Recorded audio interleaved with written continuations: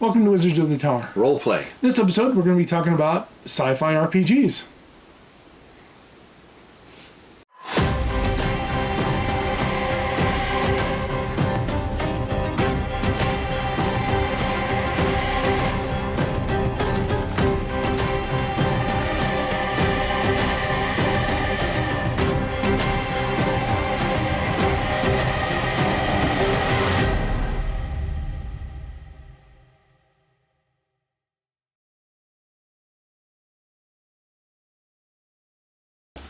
Welcome to Wizards of the Tower. Roleplay. And we're going to be talking about sci-fi RPGs and our love of sci-fi. Yep. So, not every RPG is a fantasy-based RPG, which seems to be the most popular. That's for sure. I mean, there's a plethora of fantasy-based stuff right here. You can see quite a bit of it. Yep, and over here.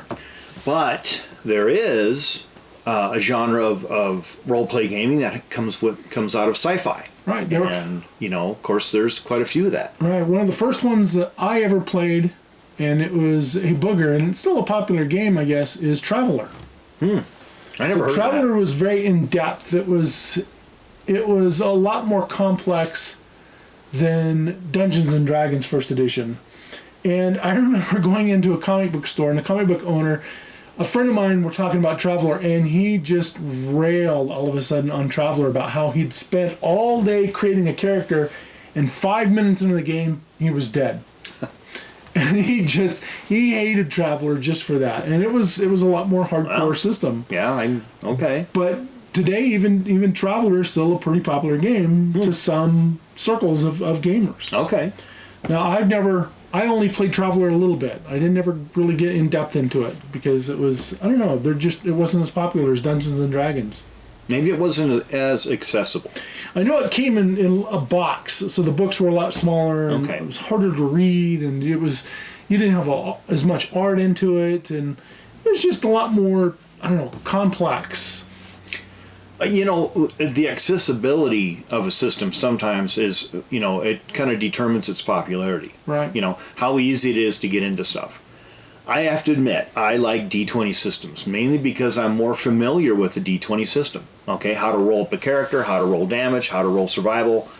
D10 stuff isn't that bad, okay? I mean, you can do that too. You can switch between the two. But really complex, weird dice rolling and character building, a lot of people just are not going to be into it unless you're a total hardcore geek. Now, one of the first D20 RPGs that we actually got to experience was Alternity. Yeah, we played some Alternity. Yeah, Alternity was the old TSR system after Gygax was gone. Yeah. And it was the first D20 system. And, this was a fairly fun game that we played for quite a long time. Mm-hmm. But then it got to be the point of it didn't really add up. We were a bunch of adventurers, and we landed on this planet, and here we had heavy armor and blasters and heavy technology, and we went up against a group of monks with swords and nothing. Yeah. And they were kicking our butt. Yeah, it made no sense. They had swords and armored greatcoats, I guess you could call them, and they were just wiping us out. And that's when I began to realize just how dated this is. Okay, and also it's very tech dated too. Okay, remember this was written back in the 80s? Yeah, 80s, 90s. Yeah, and so of course back then it's kind of as dated as you read like old science fiction stories when they could never imagine nanotech or 3D printing or AI or things like that. They just, everything to them was Star Trek, camcorder, a tricorder. Yeah, a tricorder thing. That sort of med bay with a sensor, that kind of stuff. And a lot of these systems never evolved past that. Yeah. So it seems really dated. Now, there's something to be said about dated stuff. I mean, you look at old sci-fi movies, some of them stand up. Like Day the Earth Stood Still. The message is still there. All right. 2001, the message is still there despite the fact it looks really dated. Forbidden Planet. The message is still there despite the fact that it looks really, really dated. Okay? So they stand the test of time. But unfortunately, there's some things that just do not stand the test of time. They just look terribly, terribly dated. And that's the problem. Yeah. Alternity really could have been a lot better system, but it just kind of, once we started getting our asses handed to us by primitive monks, it just, it just didn't make sense. Yeah. It's not like they were even Jedi monks. They had primitive swords and primitive, clothing, and here we had heavy armor and blasters and advanced weaponry and psionics, and like you said, they were stomping us. It just didn't make any sense. And now that doesn't mean that something like this wouldn't work. It just needs some updates.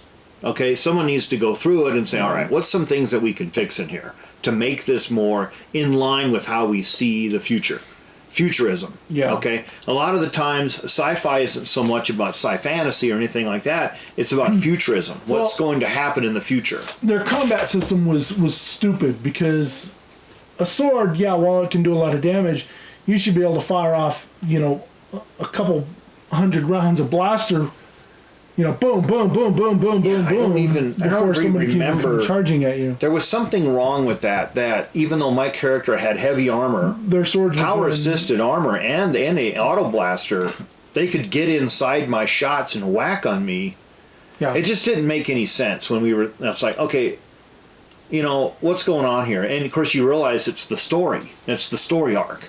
That these monks have to do that somehow, or these prayers have to get inside, beat you up, take you captive.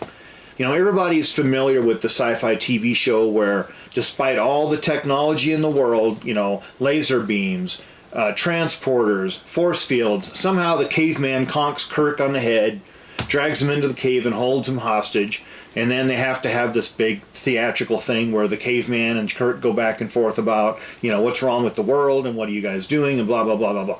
That's artistic license, okay? I just wasn't ready for that to happen when we were playing this game because I was like, this is like a bad episode of Star Trek. Right. The next one that we actually got introduced to was the Star Wars Saga edition, which was a D20 system. This was a good system. We really liked this. Now, what was fun about Star Wars role-playing, the D20 version, is when our DM, or Game Master, whatever you want to call him, wanted to play this, we're like, sure, and we all voted to play in the Knights of the Old Republic era. Yeah. So we weren't playing in the Darth Vader's Luke Skywalker era with no Jedi. We were in the Knights of the Old Republic where we had Jedi, and it was fun because we had a Trans-Doshan who was very anti-Wookiee. I was actually playing, I had two characters. I was playing a Jedi and I was playing a smuggler who had been, she had been under the service of Rodian. Who was basically kind of like a pimp, or he wanted to be a Jabba the Hutt type, even though Jabba didn't exist at the time. Yeah, but a criminal gang lord of some sort. Who just couldn't stand her and everything else. And Tom was playing a droid. I played a droid. It was really, really fun. Yeah. I mean, our game master let me go with the story. I created this elaborate background story about my robot, my droid, and how it had got into this world and what it was doing and how it could disguise itself as maintenance droids and spy droids and stuff like that. And we had a ton of fun. We really did. Yeah. And we had, we came up against some Hutts. We came up against some criminal underclass and some gang lords and other Sith. Other Sith. And wow, it was just really fun. We had a great time.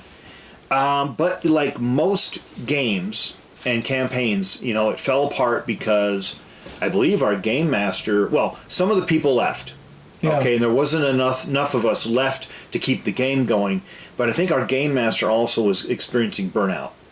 Yeah, he was gaming like 5 times a week. Way too much. And then his wife said no more, he gave it up, and so we lost our Star Wars game, which it's kind of unfortunate because it was quite fun. It was really fun. Enjoyed playing Star Wars. Yeah, it was different because up until that time we'd been playing a lot of Pathfinder and D&D, and to have a really cool working sci-fi in the Star Wars universe, all of us, most Americans, are really kind of familiar with the Star Wars universe. You know things about, the stormtroopers, about the planets, Tatooine, about Alderaan, the Jedi, Obi-Wan, Sith, the Dark Lord, the different kind of ships, things about stuff like that. So just about everybody is somewhat familiar with the universe. Right. And so it's not something you have to explain to someone for, 3 or 4 hours about what's happening in the galaxy far, far away.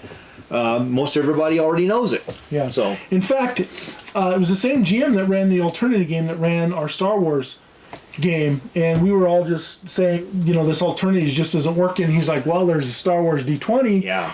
And the books, we went out and just started finding them, and we got almost every one of the Star Wars role-playing game books. They're really nice books, too. Yeah. I mean, they're really well made. They've got that was actually put out by Wizards of the Coast. Yeah, it's got really nice artwork, great stuff, great artwork, a lot of information. I mean, come on. I mean, that's really good stuff right there. Yeah. Truly it is. Yeah. And so there's a lot of them to get, and you can get all sorts of, different resource books. And I got to say, we were really disappointed with Alternity, but when we moved into this, we had a lot of fun. And even people who you normally wouldn't think would be so interested in sci-fi were having a lot of fun playing in this, just because the Star Wars universe. Yeah, the Star Wars universe is just fun. That's just all there is to it. Yeah. Now, we're actually getting ready to start playing a Starfinder sci-fi game. Yeah. Which, if you're not aware of, is done by Paizo, which is the maker of Pathfinder and Pathfinder 2nd Edition. Yeah. And Starfinder. It's kind of like Pathfinder in space. Yeah. Yeah. It's got magic, and it's funny was one of our players said they overheard somebody saying the complaint they had with Starfinder was magic, and I said, well, you can explain it in a different situation. You can explain it like Jedi powers, The Force, or psionic abilities, or technology. Mm-hmm. You don't have to explain it as magic. Drizzle, drazzle, drizzle, Spell. drome. As a spell, you can explain it off in a different way, and a good GM would do that if that's what the group wants. Yeah. Instead of having this magic based, you have it more of a psionics or technology based system. To a regular person on a planet who hadn't seen a great deal of scientific advancement, that kind of advanced technology would seem like magic. Well, yeah. So so a Jedi's powers, would appear to be magic in a fantasy world. Yeah. Or Q from Star Trek. Mm-hmm. Yeah, it would be. That would be because it's so advanced or so selective in its abilities that you would think that someone like that is, throwing wizardy magic around. Yeah. Force pushing, that kind of stuff. It doesn't seem to make any sense on a physical level. Except you understand that the Force is essentially, an energy field. So what is a Jedi doing? Just manipulating the energy fields. Right. Okay, so there you go. What is manipulating an energy field? Well, that's science. Yep. So, yeah. And, it makes sense if you look at it from that point of view.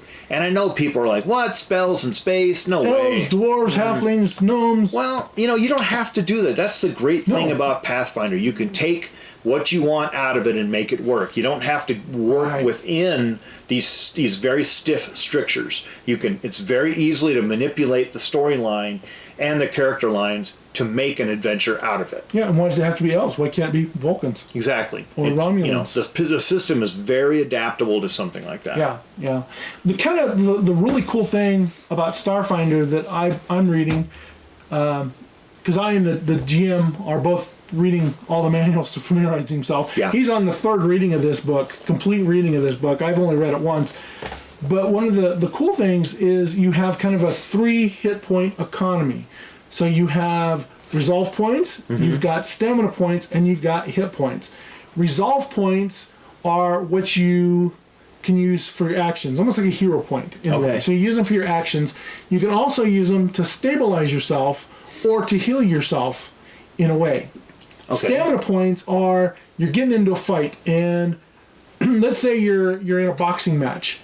Your damage comes out of your stamina points first. It's basically like your damage and you're getting worn down. Once your stamina points are gone, then you start taking hit point damage. Yeah.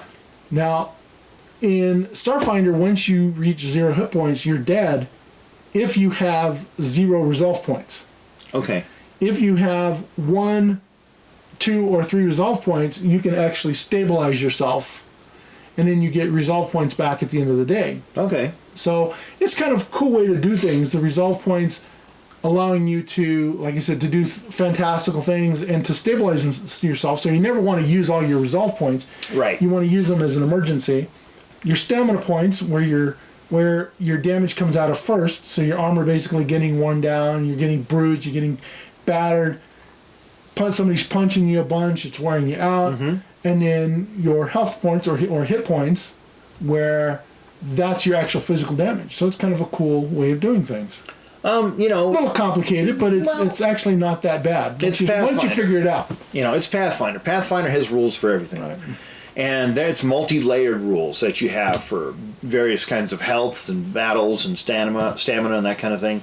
But there's, like I said, it's really not that difficult to parse it out. It really depends on how the DM explains stuff. And your stamina points you can gain back after, if you use a resolve point, after 10 minutes of rest, you can gain stamina points back. Yeah. So you do recuperate those back, almost like healing, and then you've got your regular healing, whether it's magical or technological, that brings you back. Yeah. So Starfinder looks to be a fun system that we're looking forward to. That it's been out for a long time. There's always new stuff being added. There's space combat. There's mech combat, which is kind of cool if you're into like BattleTech and MechWarrior, which has its role-playing systems as well. Yeah, really good illustrations. Yeah. Nice illustrations. Typical Paizo art is actually really good. Pretty good. I have to tell you, I'm really looking forward to Starfinder. Okay? Yeah. And we'll do another episode right away about our love for sci-fi. But what I like about Starfinder is that it's set in an era that is removed from fantasy, but yet contains a lot of the same tropes from fantasy. Yeah. But essentially, kind of digs into that love that we have, in our culture, in our world culture, for the future. This idea that the future is going to be better. It'll contain a lot of the problems we have now: warfare, degradation, social unrest. But it's going to be somehow better. That we're going to have a better future. And that's what's cool about Starfinder, is that it takes you into the future where you have to imagine something really different.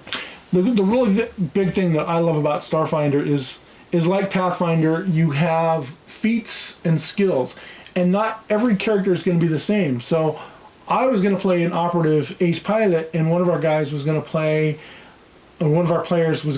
an operative sniper.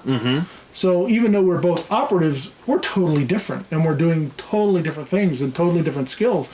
Mine is piloting and knowing culture, so I can interact better with culture, and theirs will be weapons and things. Yeah. So that's kind of the fun thing about Pathfinder and Starfinder is it's not like 5e. 5e you tend to be locked in more into what your character is. You can't diversify as heavily as you can in Pathfinder and Starfinder. Yeah. Well, that's cool. So, anyway, we're going to end this sci-fi edition, Wizards of the Tower. Roleplay. Maybe we should call it Wizards of the Starship. Anyway. Wizards of the Nebula. Wizards of the Nebula. Ooh, I like that. I like that, too. That's good. Yeah. So, anyway, we hope you like, share, subscribe, leave comments. If you leave a comment, we do our best to reply back to it. And we hope that all your adventures are epic space battles. And keep on starfinding. Thanks, folks.